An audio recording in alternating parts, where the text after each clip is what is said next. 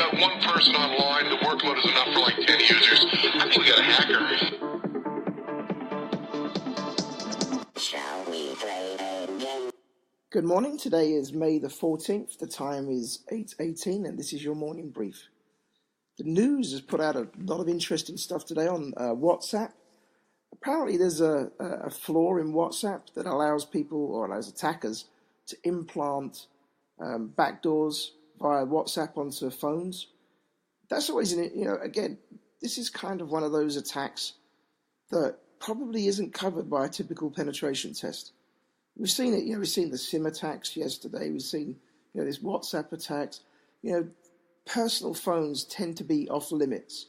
So again, look at those policies, procedures, how you're doing those device controls, because, it is becoming out-the-box type stuff is happening all the time now, and we're not seeing traditional testing cover this. So at times, this is why I always say, don't create the battlefield. If you create the battlefield, you win.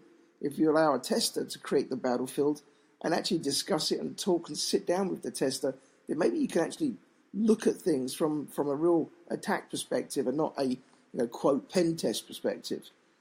The other part is, there was a flaw out on the Hacker News.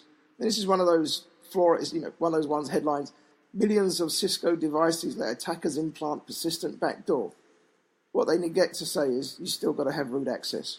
So, although it's a local privilege escalation, it's called the Angry Cat or the Angry Cat. Apparently we've got to name every attack nowadays. You've got to be able to put a name to anything that's new. So the Angry Cat was a secure boot bypass, but you still have to have root. So if you've got root, it's pretty much game over anyway. That is pretty much the news that I've seen. All analysts have reported in, and all systems are up. So thanks very much for listening, and that was your morning brief. Shall we play a game? We got one person online. The workload is enough for like 10 users. I think we got a hacker.